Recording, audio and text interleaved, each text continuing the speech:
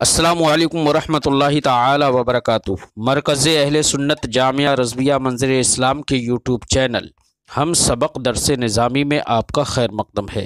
प्यारे बच्चों, जिन्होंने अब तक हमारे चैनल को सब्सक्राइब नहीं किया है वो ज़रूर सब्सक्राइब कर लें और बेल आइकन यानी घंटी भी बजा दें ताकि हर वीडियो की नोटिफिकेशन इत्तला अपलोड करते ही आप तक पहुँच जाए। और अपने साथियों से भी शेयर करें, शेयर करना ना भूलें ताकि उनको भी फ़ायदा हासिल करने का मौका मिले। और बात पसंद आए तो लाइक भी किया करें और अपने क़ल्बी तअस्सुर को ज़रूर कमेंट करके बताएं। बिस्मिल्लाहिर्रहमानिर्रहीम। किताबुल इल्म, बाबु फ़ज़लिल इल्म व क़ौलिल्लाहि अज़्ज़ा व जल्ला यरफ़इल्लाहुल्लज़ीना आमनु मिनकुम वल्लज़ीना ऊतुल इल्म दरजातिन वल्लाहु बिमा तअमलून ख़बीर व क़ौलिहि तआला रब्बि ज़िदनी इल्मा इला आखिर। इमाम बुखारी रहमतुल्लाहि ताला अलैह ने किताबुल ईमान के बाद किताबुल इल्म का आगाज़ किया। अगर चाहते इमाम बुखारी तो किताबुल सलात को, किताबुल ज़कात को, किताबुल सौम को, किताबुल हज वगैरह दीगर कुतुब को किताबुल इल्म पर मुक़द्दम कर देते, लेकिन नहीं, इमाम बुखारी ने किताबुल इल्म को इन तमाम तर कुतुब पर, किताबुल सौम, किताबुल सलात वगैरह तमाम पर मुक़द्दम किया। इसकी वजह यह है कि चाहे वो सलात हो या ज़कात हो या सौम हो या हज हो, तमाम में इल्म की ज़रूरत है। इसलिए इन तमाम का मदार चूँकि इल्म है, इसलिए मुसन्निफ़ और इमाम बुखारी रहमतुल्लाहि ताला अलैह ने इन तमाम तर अबवाब पर किताबुल इल्म को मुक़द्दम किया। और किताबुल ईमान से मौखर किया, क्योंकि किताबुल ईमान से इसलिए मौखर किया क्योंकि ईमान तमाम मुकल्लफीन पर अव्वल वाजिब है।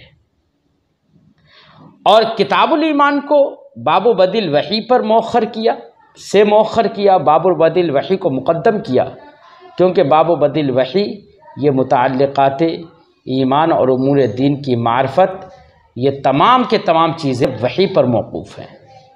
अगर वही ना हो तो उमूर दीनिया की मालूमात हासिल नहीं होगी।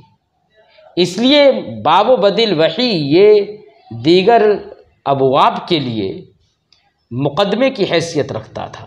इसलिए इमाम बुखारी ने बाबु बदिल वही को सबसे पहले रखा और उसके बाद किताबुल ईमान को रखा, क्योंकि ईमान ये मदार है, ईमान अव्वल वाजिब है। और उसके बाद किताबुल ईमान को, किताबुल इल्म को रखा, क्योंकि दीगर तमाम अहकाम के लिए इल्म ये मदार और मौक़ूफ़ अलैह की हैसियत रखता है। तमाम में इल्म की ज़रूरत है। हज़रत इमाम बुखारी ने इल्म के माना और मफ़हूम बयान नहीं किए हैं। यहाँ पर कोई मतलब नहीं बताया कि इल्म की तारीफ़ क्या है, इल्म किसे कहते हैं। इमाम बुखारी अलैहि रहमत व रिज़वान ने इल्म की फ़जीलत और उलमा की फ़जीलत पर बाब बांध दिया है। इल्म कहते किसे हैं, इल्म की तारीफ़ क्या है, इस सिलसिले में बाज़ उलमा ने तो ये कह दिया अल इल्मु ला युहद्द, इल्म की तारीफ़ नहीं की जा सकती, यानी उसकी कोई तहदीद नहीं। अब तहदीद क्यों नहीं है, उसकी तारीफ़ क्यों नहीं की जा सकती, इसके असबाब मुख्तलिफ हैं। बाज़ ने कहा कि अल इल्म वो अजला बदीहियात से है, मिन अजलल बदीहियात, अजलल बदीहियात से, और जो शय अजलल बदीहियात से हो उसकी तारीफ़ नहीं होती, उसकी तहदीद नहीं होती। और बाज़ लोगों ने यह कहा कि इल्म की तारीफ़ बहुत मुश्किल है, उसके मुश्किल होने के सबब उसकी तारीफ़ नहीं की जा सकती। जबकि बाज़ उलमा ने इल्म की तारीफ़ की भी है। किसी ने कहा अल इल्म हुवा सिफ़तुन यतजल्ला बिहल मज़कूर लिमन क़ामत हिया बिह, इल्म वो सिफ़त है जिसकी बिना पर वो सारी चीज़ें रोशन हो जाएं जो चीज़ें ज़िक्र की जाएं, जिनका बयान हो, जिनको ज़िक्र किया जा सके, वो सब के सब रोशन हो जाएं उस शख्स के लिए, लिमन क़ामत हिया भी, जिसके साथ वो सिफत कायम हो। ऐसी ही एक तारीफ़ ये भी की गई है, अल इल्म सिफ़तुन तूजिबु तमीज़ ला यहतमिलु नक़ीदा। इल्म ऐसी सिफत है जो तमीज़ को वाजिब करे और जो नक़ीज़ का एहतिमाल न रखे। आला हज़रत अलैहि रहमत व रिज़वान ने भी इल्म की तारीफ़ की है। आला हज़रत अलैहि रहमत व रिज़वान ने मलफूज़ात में यूँ बयान फरमाया, इल्म वो नूर है कि जो शय उसके दायरे में आ गई, मुनकशिफ हो गई, और जिससे मुताल्लिक हो गया उसकी सूरत हमारे जहन में मुर्तसिम हो गई, छप गई। उस इल्म एक नूर है, आला हज़रत ने फरमाया। तो इस तरीक़े से इल्म की तारीफ़ें की गई हैं। इल्म एक सिफत है, एक नूर है, जिसके साथ वो नूर कायम हो जाए उस पर सारी चीज़ें रोशन हो जाती हैं, आश्कारा हो जाती हैं। तो बहुत बड़ी चीज़ है इल्म, बहुत अहम सिफत है इल्म। इसके बग़ैर इंसान नहीं बन पाता है। इंसान को फ़रिश्तों पर अल्लाह रब्बुल इज़्ज़त ने इल्म की बिना पर फजीलत अता फरमाई। जैसे कि अल्लाह ने फ़रिश्तों से फरमाया था, इन्नी जाइलुन फिल अर्द खलीफा, मैं ज़मीन में खलीफा बनाना चाह रहा हूँ, खलीफा बनाता हूँ, अपना नायब बनाता हूँ। क़ालू अतजअलु फ़ीहा मन युफ़सिदु फ़ीहा व यस्फ़िकु दिमा। तो फ़रिश्ते बोले, अल्लाह तो उसमें ऐसे उसको अपना नायब बनाएगा जो फ़साद मचाए और खूंरेज़ी करे। व नहनु नुसब्बिहु बिहम्दिका व नुक़द्दिसु लक। फ़रिश्तों ने कहा, अल्लाह हम तो तेरी तस्बीह व तारीफ़ करते हैं, तेरी हमद व सताइश करते हैं, तेरी पाकी बयान करते हैं, हम ज़्यादा मुस्तहिक़ हैं, तो हमें ना अपना नायब बना। अल्लाह ने इरशाद फरमाया, क़ाल इन्नी अअलमु मा ला तअलमून। अल्लाह ने इरशाद फरमाया कि मैं जितना जानता हूँ तुम नहीं जानते। व अल्लमा आदम अल अस्माअ कुल्लहा सुम्मा अरदहुम अलल मलाइकति फ़क़ाल अंबिऊनी बिअस्माइ हाउलाई इन कुंतुम सादिक़ीन। अल्लाह ने फिर अल्लाह रब्बुल इज़्ज़त ने आदम को तमाम अस्मा और तमाम मुसम्मियात बता दिए, यानी इल्म पहले सिखा दिया अल्लाह ने हज़रत आदम को। और उसके बाद फ़रिश्तों से कहा, फ़रिश्तों पर वो आसमा पेश किया और कहा कि इनके बारे में बताओ तो ज़रा। तो फ़रिश्तों ने कहा, अल्लाह ने फरमाया इनके बारे में बताओ अगर तुम सच्चे हो अपने दावे में। क़ालू, तो फ़रिश्ते बोले, सुब्हानका ला इल्म लना इल्ला मा अल्लमतना। तेरी पाकी, हमें तो सिर्फ उसी का इल्म है जो इल्म तूने अता फरमाया है। सुम्मा अरदहुम अलल मलाइकति इन्नका अंतल अज़ीज़ुल हकीम, तू इज़्ज़त वाला हिकमत वाला है। सुम्मा फिर अल्लाह रब्बुल इज़्ज़त ने हज़रत आदम अलैहिस्सलातु वस्सलाम से कहा कि या आदम अंबिहुम बिअस्माइ हाउलाई, ऐ आदम इन तमाम के अस्मा बताओ। फ़क़ाल फलम्मा अंबअहुम, तो जब हज़रत आदम अलैहिस्सलातु वस्सलाम ने फिर उन तमाम के नाम बताए, क़ाला अलम अक़ुल लकुम इन्नी आलमु ग़ैबस समावाति वल अर्द। तो अल्लाह ने इरशाद फरमाया कि क्या मैंने नहीं कहा था कि मैं बिन गैब की बातें जानता हूँ, आसमान और ज़मीन की गैब की बातें जानता हूँ। अब देखिए यहाँ पर हज़रत आदम अलैहिस्सलातु वस्सलाम को जो फजीलत अल्लाह ने अता फरमाई और अल्लाह ने आपकी फ़जीलत को जो ज़ाहिर फरमाया फ़रिश्तों पर, वो इल्म के ज़रिए से। तो इल्म एक अहम दौलत है, इल्म एक बेशकीमत सरमाया है कि जिसका तकाबुल किसी भी दूसरी दौलत से नहीं किया जा सकता। कोई दौलत इसके मुकाबिल नहीं आ सकती। ये इल्म एक ऐसी दौलत है जो दीगर दौलतों से बिल्कुल अलग है। दीगर दौलतों को अगर खर्च किया जाए तो वो कम होती है, लेकिन इल्म एक ऐसी दौलत है जिसको जितना खर्च किया जाए उतना बढ़ता है। तो इमाम बुखारी अलैहि रहमत व रिज़वान ने इल्म के किताबुल इल्म को यहाँ पर ज़िक्र फरमाया। फरमाते हैं, उसके तहत बाब बांधते हैं, फरमाते हैं बाब फ़ज़लिल इल्म, इल्म की फजीलत का बयान।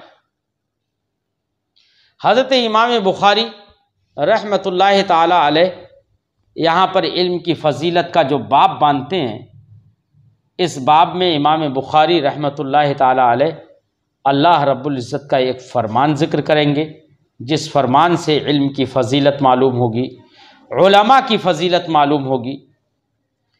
और एक दूसरा फ़रमान ज़िक्र करेंगे जिससे फ़रमान में ये है कि अल्लाह ने हुक्म दिया कि इल्म की ज़्यादती तलब करो। कहा गया है कि नबी करीम सल्लल्लाहु अलैहि वसल्लम को अल्लाह ने किसी भी चीज़ की ज़्यादती को तलब करने का हुक्म नहीं दिया, सिवाय इसके कि अल्लाह ने नबी करीम सल्लल्लाहु अलैहि वसल्लम को इल्म की ज़्यादती तलब करने का हुक्म दिया। अब आप तसव्वुर कर सकते हैं, जब अल्लाह ने नबी को हुक्म दिया कि ऐ नबी फरमाओ, ये कहो रब्बि ज़िदनी इल्मा, है मेरे रब तो मुझे इल्म में बढ़ा दे। नबी करीम सल्लल्लाहु अलैहि वसल्लम इल्म की ज़्यादती तलब करे और अल्लाह रब्बुल इज़्ज़त इल्म अता फरमाने वाला है, तो मुझे ये बताइए कि नबी ज़्यादती इल्म तलब करे, अल्लाह इल्म को दे और वही हुक्म दे रहा है कि नबी तुम मुतालबा करो ज़्यादती इल्म का। और नबी ने मुतालबा किया, रब्बि ज़िदनी इल्मा, दुआ मांगी, तो अल्लाह रब्बुल इज़्ज़त ने कितना इल्म दिया होगा, कितना इल्म दिया होगा। आला हज़रत अलैहि रहमत व रिज़वान तो फरमाते हैं, और कोई गैब क्या तुमसे नेहा हो भला, जब न खुदा ही छुपा तुम पे करोड़ों दुरूद। तो हमारे उलमाए अहले सुन्नत व जमाअत का मुतक़द ये है कि नुज़ूल क़ुरआन के साथ साथ, यानी तकमील नुज़ूल क़ुरआन जैसे हुआ, अल्लाह ने तकमील नुज़ूल क़ुरआन के साथ साथ नबी करीम सल्लल्लाहु अलैहि वसल्लम को आलिम मा काना व मा यकून बना दिया। अब जो कुछ भी ज़माने माज़ी में हुआ या जो भी क़यामत तक होगा, नबी करीम सल्लल्लाहु अलैहि वसल्लम तमाम चीज़ों को जानते हैं। तो इमाम बुखारी रहमतुल्लाहि ताला अलैह ने बाब फ़ज़लिल इल्म से उलमा की फ़जीलत का बयान करना चाहा है, और इमाम बुखारी का मकसद यही है कि उलमा की फ़जीलत को बयान किया जाए। अब आप कहेंगे कि ये उलमा की फ़जीलत को बयान किया जा रहा है, जबकि बाब तो इल्म की फ़जीलत में है। तो अब जाहिर बात है कि उलमा को फ़जीलत जो हासिल होती है वो इल्म की वजह से ही हासिल होती है। तो इल्म जिस इल्म की वजह से हासिल होती है, तो इल्म जो है उनकी फ़जीलत की इल्लत और सबब है, इसलिए इल्म की फ़जीलत भी उसमें बिल्कुल आया और रोशन होगी। आला हज़रत अलैहि रहमत व रिज़वान ने आलिम की तारीफ़ आपसे पूछी गई थी, तो आपने जवाब में इरशाद फरमाया कि आलिम वो शख्स है जो अक़ायद से पूरे तौर पर आगाह हो और मुस्तकिल हो और अपनी ज़रूरियात को किताब से निकाल सके बग़ैर किसी मदद के। तो किसी और की मदद के बग़ैर अपनी ज़रूरियात को किताब से निकाल सके और अक़ायद से बखूबी वाकिफ़ हो, ऐसे शख्स को आलिम कहेंगे। इससे ये मालूम होता है आलिम होने के लिए मंतिक़ और फ़लसफ़ा और नौ और सर्फ़ मुख्तलिफ ये किताबें पढ़ना ज़रूरी नहीं है। आलिम होने के लिए ये जानना ज़रूरी है कि अपनी ज़रूरत के मसाइल किताबों से बग़ैर किसी के मदद के निकाल सकता है या नहीं निकाल सकता है। अक़ायद हक़्क़ा का पूरे तौर से आलिम है नहीं है, अक़ायद को जानता है या नहीं जानता। अगर जानता है और मसाइल को, ज़रूरत के मसाइल को निकाल सकता है तो वो आलिम है, चाहे उसने एक दिन भी मंतिक़ फ़लसफ़ा ना पढ़ा हो। अब आयत करीमा को इमाम बुखारी ने बाब में पेश किया है। आयत करीमा इमाम बुखारी फरमाते हैं बाब फ़ज़लिल इल्म, इल्म की फ़जीलत का बयान। इल्म की फजीलत का बयान व कौलिल्लाहि अज़्ज़ा वजल्ला, और अल्लाह रब्बुल इज़्ज़त अज़्ज़ा वजल्ला के कौल यरफ़इल्लाहुल्लज़ीना आमनु मिनकुम वल्लज़ीना ऊतुल इल्म दराजात वल्लाहु बिमा तअमलून खबीर का बयान, अल्लाह के इस फरमान का बयान। व कौलिही, और ऐसे अल्लाह रब्बुल इज़्ज़त के इस फरमान का बयान रब्बि ज़िदनी इल्मा। अब आयत करीमा का तर्जमा क्या है? तो पहली आयत यरफ़इल्लाहुल्लज़ीना आमनु मिनकुम वल्लज़ीना ऊतुल इल्म दराजात वल्लाहु बिमा तअमलून खबीर। इसका तर्जमा होगा यरफ़इल्लाहुल्लज़ीना आमनु मिनकुम, अल्लाह तुम्हारे ईमान वालों के, वल्लज़ीना ऊतुल इल्म दराजात, और उनके जिनको इल्म दिया गया दर्जे बुलंद फरमाएगा, और अल्लाह को तुम्हारे कामों की खबर है। वल्लाहु बिमा तअमलून खबीर, अल्लाह तुम्हारे कामों को जानता है, अल्लाह को तुम्हारे कामों की खबर है। अल्लाह रब्बुल इज़्ज़त ने इस आयत करीमा में ये बयान फरमाया कि ईमान वालों को भी अल्लाह रब्बुल इज़्ज़त बुलंद दर्जों बुलंद फरमाएगा, और जिन लोगों को इल्म अता किया गया है उन लोगों के भी दर्जे अल्लाह रब्बुल इज़्ज़त बुलंद फरमाएगा। तो जिन लोगों को इल्म दिया गया है उनके दर्जे बुलंद फरमाएगा। क्यों दर्जे उनके बुलंद होंगे? जाहिर बात है इल्म की वजह से ना। तो अब जहाँ पर इससे उलमा की फजीलत समझ में आती है, वैसे ही इल्म की भी फजीलत समझ में आती है, क्योंकि उलमा को जो फजीलत हासिल हो रही है वो इल्म के सबब ही हासिल हो रही है। हज़रत अब्दुल्ला इब्न मसऊद रज़ियल्लाहु ताला अन्हु से इस आयत से मुताल्लिक़ आपका एक फरमान है। अल्लाह ताला ने, आपने फरमाया कि अल्लाह ताला ने इस आयत में उलमा की तारीफ़ फरमाई। मतलब ये है कि अल्लाह ताला बाअमल मोमिनीन उलमा के दर्जात बुलंद फरमाएगा। और बाज़ उलमा ने कहा अल्लाह ताला सवाब और करामत में उलमा को बुलंद फरमाएगा। एक कौल ये है कि इनका मर्तबा दुनिया में बुलंद फरमाएगा, एक कौल ये है कि अल्लाह ताला आखिरत में मोमिन उलमा के दर्जात बुलंद फरमाएगा उन मोमिनीन पर जो आलिम नहीं है। तो जो आलिम नहीं है उन पर कई दर्जे अल्लाह रब्बुल इज़्ज़त आलिम को बुलंद फरमाएगा। और दूसरी आयत करीमा में है रब्बि ज़िदनी इल्मा, ऐ मेरे रब मुझे इल्म के एतबार, ज़िदनी इल्मा, इल्म के एतबार से मुझे बढ़ा दे। ऐ मेरे रब मुझे इल्म ज़्यादा दे दे, मुझे इल्म ज़्यादा दे। ये आयत करीमा रब्बि ज़िदनी इल्मा, ये आयत करीमा जब नाजिल होती तो हुजूर नबी का नाजिल हुई तो हुजूर नबी करीम सल्लल्लाहु अलैहि वसल्लम के इल्म ज़्यादती होती।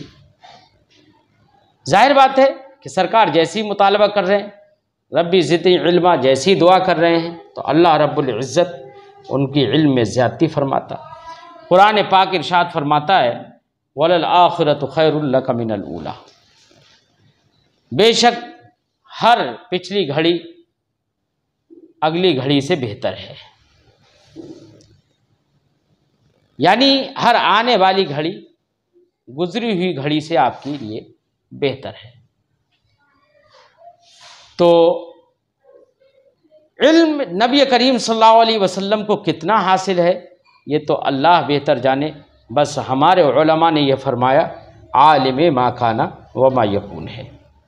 और एक बात आप ये भी जहन में रखें, हमारे उलमा जो सरकार के लिए आलिम मा काना व मा यकून का कौल करते हैं, ये आलिम मा काना व मा यकून का जो दावा है हमारा, ये दावा तकमील नुज़ूल कुरान के साथ साथ है। लिहाजा अगर कहीं पर किसी वाक़या से ये मालूम हुआ कि सरकार दो आलम सल्लल्लाहु अलैहि वसल्लम ने किसी मसअले की या किसी वाक़या की या किसी हादसे में किसी बात की ख़बर नहीं दी, तो उससे ये लाजिम नहीं आता है कि आप सरकार दो आलम सल्लल्लाहु अलैहि वसल्लम आलिम मा काना व मा यकून नहीं है।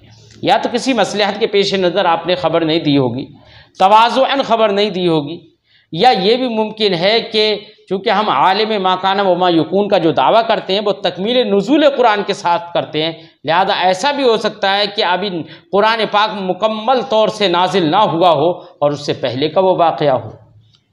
इसलिए हमारे उलमाए अहले सुन्नत सरकार को आलिम मा कान व मा यकून जो मानते हैं वो तकमील नुज़ूल कुरान के साथ मानते हैं। उससे पहले मुमकिन है किसी वाक़या पर सरकार को इत्तला ना हो, ये मुमकिन है। नबी करीम सल्लल्लाहु अलैहि वसल्लम को भी हुक्म दिया गया, रब्बी ज़िदनी इल्मा, मेरे महबूब कहो रब्बी ज़िदनी इल्मा, मेरे रब मुझे इल्म बढ़ा दे।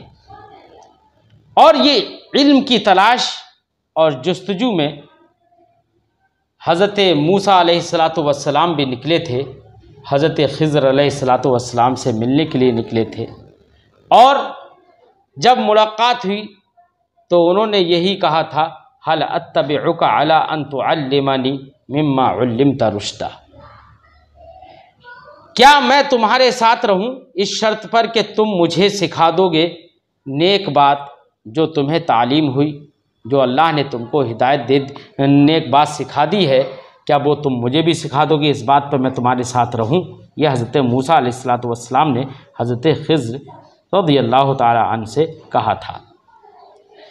इससे पता चलता है कि इल्म बहुत अहम चीज़ है, जिसके लिए दूर दराज सफ़र भी करने की ज़रूरत हो तो सफ़र किया जाए। बहुत सारी अहादीस इल्म की फ़जीलत पर हम कुतुब अहादीस में मौजूद हैं, लेकिन इमाम बुखारी रहमतुल्लाहि ताला अलैह ने यहाँ पर कोई भी हदीस इस बाब में इमाम बुखारी ने ज़िक्र नहीं फरमाई। इमाम बुखारी रहमतुल्लाहि ताला अलैह ने यहाँ पर जो अहादीस का ज़िक्र नहीं किया, बस कुरान करीम की आयत 2 आयतों का ज़िक्र कर दिया सिर्फ, और कोई हदीस ज़िक्र नहीं की। उसका एक जवाब तो उलमा ने ये दिया है कि बाबुल इल्म में कोई भी हदीस जो है वो इमाम बुखारी की शर्त पर खरी नहीं उतरती है, इसलिए इमाम बुखारी ने कोई हदीस ज़िक्र नहीं की। जबकि अल्लामा बदरुद्दीन ऐनी अलैहि रहमत व रिज़वान ने इसकी तरदीद की है और कहा कि मुख्तलिफ कुतुब में इल्म और उलमा की फ़जीलत में जो बहुत सारी अहादीस सहीहा मौजूद हैं, लिहाजा ये कहना कि इमाम बुखारी की शर्त पर अहादीस नहीं उतरती थी, इसलिए आपने अहादीस का ज़िक्र इस बाब में नहीं किया, ये कहना सही नहीं है। बल्कि इमाम बुखारी रहमतुल्लाहि ताला अलैह ने यहाँ पर अहादीस का ज़िक्र इसलिए नहीं किया है कि कुरानी आयात इमाम बुखारी ने ज़िक्र किए, और कुरानी आयात जो हैं वो निहायत ही कवी तरीन हुज्जत क़तइय्या हैं, और किसी हुक्म के इस्तिदलाल में कुरान सबसे कवी हुज्जत व बुरहान है। इसलिए जब आयात करीमा को इमाम बुखारी ने ज़िक्र कर दिया है यहाँ पर, तो अहादीस को ज़िक्र करने की ज़रूरत महसूस नहीं हुई। इसलिए इमाम बुखारी रहमतुल्लाहि ताला अलैह ने इस बाब में कोई हदीस को ज़िक्र नहीं किया है। अगला बाब इमाम बुखारी रहमतुल्लाहि ताला अलैह ने बांधा है बाबो मन सुइला इल्मन व हुवा मुश्तगिलुन फ़ी हदीसिही फ़अतम्मल हदीसा सुम्मा अजाबस साइला। ये बाब अगला बाब बांधा। इस बाब में उस शख्स का बयान होगा जिससे इल्म के बारे में कोई बात पूछी गई हो और वो अपनी बातचीत में मशगूल हो, और फिर बातचीत मुकम्मल करने के बाद उसने साइल का जवाब दिया हो, तो ये जवाब देना दुरुस्त है। यानी इमाम बुखारी रहमतुल्लाहि ताला अलैह इस बाब में ये ज़िक्र करेंगे, ये चंद बातें ज़िक्र करना चाहते हैं, और हदीस जो इस बाब के तहत लेकर आएंगे उस हदीस से ये चंद बातें मालूम होंगी। एक बात तो ये मालूम होगी, किसी आलिम दीन से अगर कोई बात आपको मालूम ना हो तो आलिम दीन से पूछना चाहिए।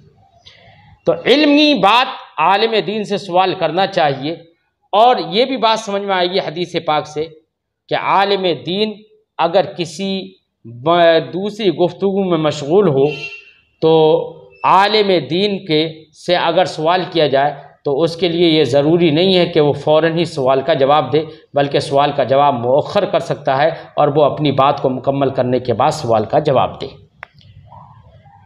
ऐसे ही चंद बातें नीचे जो बाब के तहत इमाम बुखारी हदीस जिक्र कर रहे हैं, चंद बातें समझ में आएंगी। मैं इंशाअल्लाह हदीस पढ़ाते हुए वहाँ पर उनका तज़किरा कर दूँगा। अब हदीस पढ़ते हैं। तो इमाम बुखारी रज़ियल्लाहु ताला अन्हु जो हदीस जिक्र कर रहे हैं वो भी उसका भी ताल्लुक़ इल्म से है, बाबुल इल्म से उसका ताल्लुक़ है। यहाँ पर इमाम बुखारी ने जो हदीस जिक्र की फरमाते हैं हद्दसना मोहम्मद इब्न सिनान क़ाल हद्दसना फुलैह तहवील सनद क़ाल व हद्दसनी इब्राहीम इब्नुल मुंज़िर क़ाल हद्दसना मोहम्मद इब्न फुलैह क़ाल हद्दसना अबी क़ाल हद्दसनी हिलाल इब्न अली अन अता इब्न यसार अन अबी हुरैरा क़ाल बैनमन नबी सल्लल्लाहु अलैहि वसल्लम फ़ी मजलिसिन युहद्दिसुल कौम जाअहु अअराबियुन फ़क़ाल मता अस्साअतु। इमाम बुखारी रज़ियल्लाहु ताला अन्हु फरमाते हैं हमसे हदीस बयान की मोहम्मद इब्न सिनान ने, क़ाल उन्होंने फरमाया हद्दसना फुलैह हमसे हदीस बयान की फुलैह ने तहवील सनद। क़ाल फरमाते हैं वह हद्दसनी इब्राहीम, इमाम बुखारी फरमाते हैं और मुझसे हदीस बयान की इब्राहीम इब्न मुंज़िर ने। क़ाल उन्होंने फरमाया हद्दसना मोहम्मद इब्न फुलैह हमसे हदीस बयान की मोहम्मद इब्न फुलैह ने। तो इमाम बुखारी ने इस हदीस की तखरीज, इस हदीस की रिवायत मोहम्मद इब्न सिनान से भी की है और मोहम्मद इब्न सिनान ने फुलैह से रिवायत की है, जबकि इमाम बुखारी ने इसी हदीस की रिवायत इब्राहीम इब्न मुंज़िर से की है और इब्राहीम इब्न मुंज़िर ने मोहम्मद इब्न फुलैह से की है। तो मोहम्मद इब्न सिनान और इब्राहीम इब्न मुंज़िर दोनों ने हदीस सुनी है, हदीस रिवायत की है मोहम्मद इब्न फुलैह से। क़ाल मोहम्मद इब्न फुलैह फरमाते हैं हद्दसना अबी, मुझसे मेरे वालिद फुलैह ने बयान किया, हदीस बयान की। क़ाल वो फरमाते हैं हद्दसनी हिलाल इब्न अली, मुझसे हदीस बयान की हिलाल इब्न अली ने रिवायत करते हुए अता इब्न यसार से अन अबी हुरैरा था, वो रिवायत करते हैं हज़रत अबू हुरैरा रज़ियल्लाहु ताला अन से। क़ाल उन्होंने फरमाया बैनमन नबी सल्लल्लाहु अलैहि वसल्लम फ़ी मजलिसिन युहद्दिसुल कौम, इसी असना, बैनमा का मतलब दौरान, बैनमन नबी सल्लल्लाहु अलैहि वसल्लम इसी दौरान के नबी करीम सल्लल्लाहु अलैहि वसल्लम फ़ी मजलिसिन एक मजलिस में थे, युहद्दिसुल कौम लोगों से बातचीत कर रहे थे सरकार, जाअहु अअराबियुन इसी दौरान बातचीत ही कर रहे थे कि इसी दौरान एक अअराबी आया, सरकार की बारगाह में एक अअराबी आया। अअराबी उस शख्स को कहते हैं जो देहात में रहता हो और शहर में ना आता हो, मगर वो किसी ज़रूरत और किसी ख़ास काम के खातिर शहर आता हो, बाकी तमाम औक़ात वो देहात में गुजारता हो, तो उसे अअराबी कहते हैं। जाअहु अअराबियुन, तो एक अअराबी नबी करीम सल्लल्लाहु अलैहि वसल्लम की बारगाह में आए। फ़क़ाल, तो उन्होंने अर्ज़ की मता अस्साअतु, या रसूल अल्लाह क़यामत कब होगी, क़यामत का वक्त क्या है, क़यामत कब कायम होगी। तो सरकार से ये सवाल कर लिया। देखो उन्होंने, पता चला कि बात है पूछने के लिए आलिम दीन तक जाना चाहिए, जैसे कि ये पूछने के लिए सरकार की बारगाह में आए थे। अब इन्होंने सवाल तो कर लिया।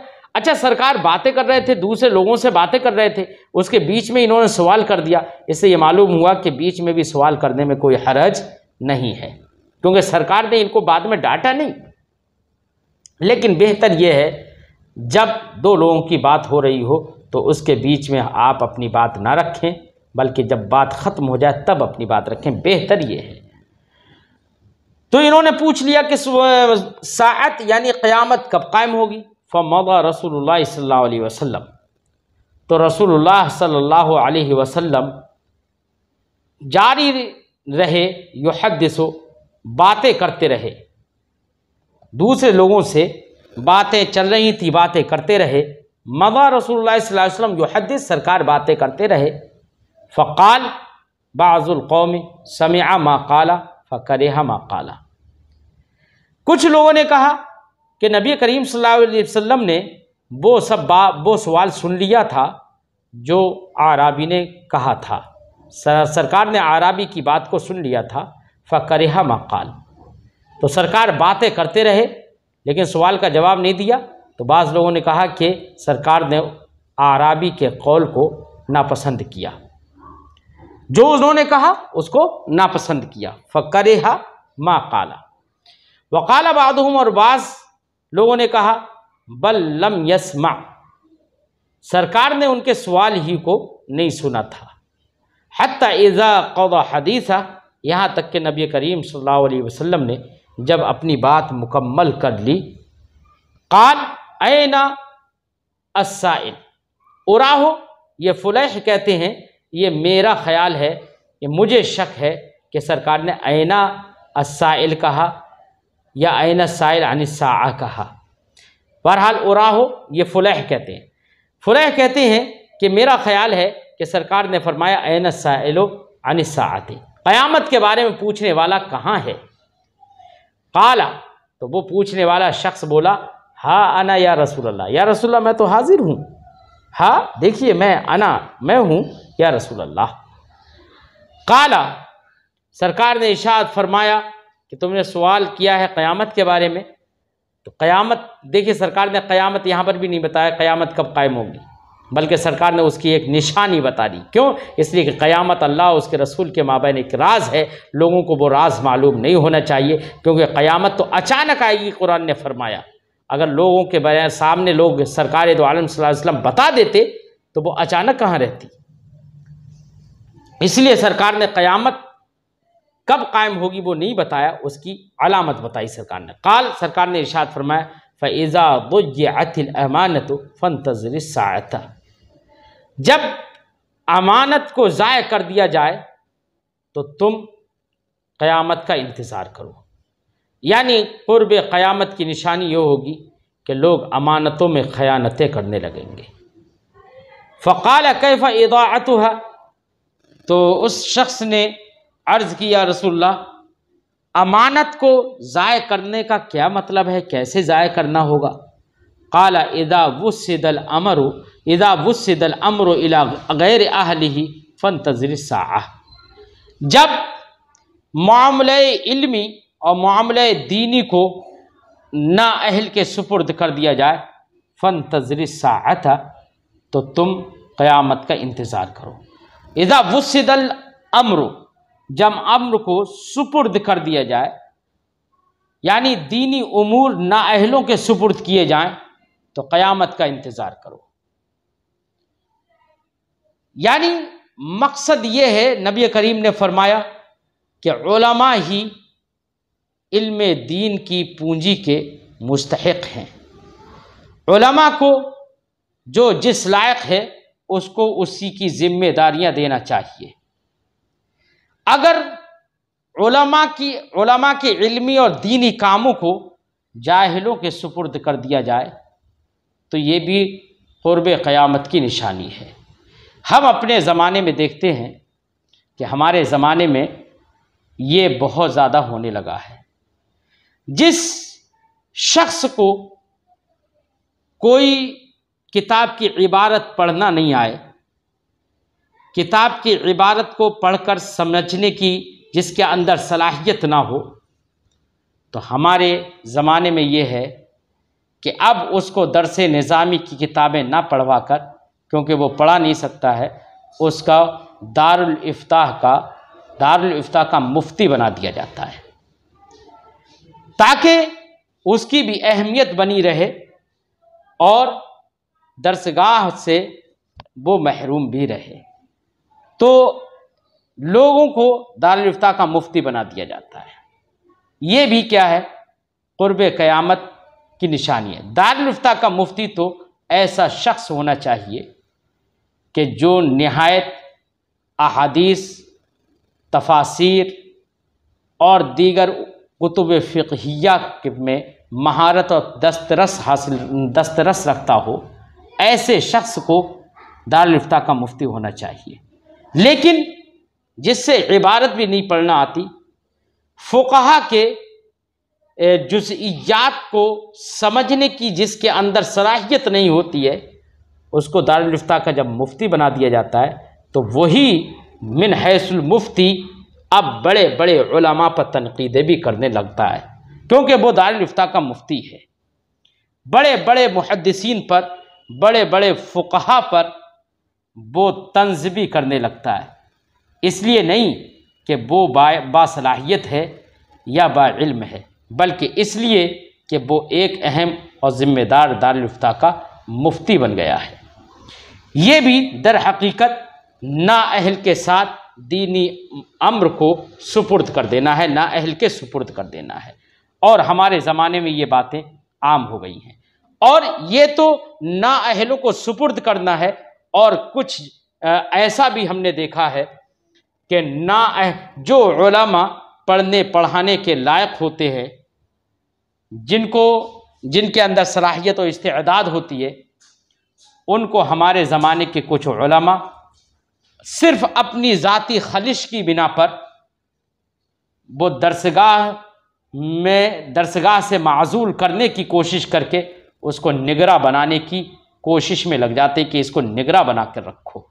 कितने उलमा लिखने पढ़ने की जो शाइकीन हैं, उनको लिखने पढ़ने से महरूम करके उनको निगरा बना दिया जाता है, और एक निगरा का काम एक मुदर्रिस से लिया जाता है।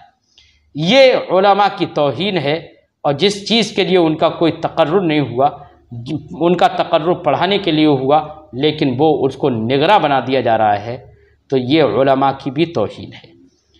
तो कभी नाअहल को बहुत बड़े मनसब पर बिठा दिया जाता है, कभी अहल को उसके मनसब से गिराकर नीचे ढकेल दिया जाता है। आज हमारे ज़माने में ये बातें आम तौर से इदारों में फैल चुकी हैं, मशहूर हो चुकी हैं। ये भी दर हकीकत इसी के पस मंज़र में बात समझना चाहिए कि सरकार ने इरशाद फरमाया, इज़ा वुस्सिदल अम्रु इला गैर अहलिही फंतज़िरिस साअता। जब अम्र दीन, अम्र से मुराद अम्र दीन या अम्र इल्मी, अम्र दीन और या अम्र इल्मी नाअहलों के सुपुर्द कर दिया जाए, फंतज़िरिस साअता, तो तुम क़यामत का इंतज़ार करो। यानी ये क़यामत की निशानियों में से एक निशानी है। इस हदीस पाक से चंद बातें समझ में आई। एक बात तो ये समझ में आई, जब आलिम मसला बयान कर रहा है तो वो पहले वो जो मसला बयान कर रहा है वो पूरा कर ले, बाद में दूसरे साइल का जवाब दे। दूसरी बात ये भी समझ में आई कि मुफ्ती साहब से अगर चंद सवाल किए गए हैं, चंद इस्तिफ्ते किए गए हैं, तो जो पहले इस्तिफ्ता आया उसका जवाब पहले लिखना चाहिए। जैसे कि सरकार ने पहले अपनी बात को मुकम्मल किया, उसके बाद में दूसरे साइल का जवाब दिया। ये बात भी समझ में आई कि अदब यह है कि आलिम किसी गुफ्तगू में मशगूल हो तो उस वक्त सवाल ना करे, जैसे कि ये साहिब सवाल करके बैठ गए, सुकून से इंतज़ार करने लगे। और एक बात ये भी समझ में आई कि आलिम मुतअल्लिम के साथ नरमी करे, उसके साथ सख्ती ना बरते, जैसे कि नबी करीम सल्लल्लाहु अलैहि वसल्लम ने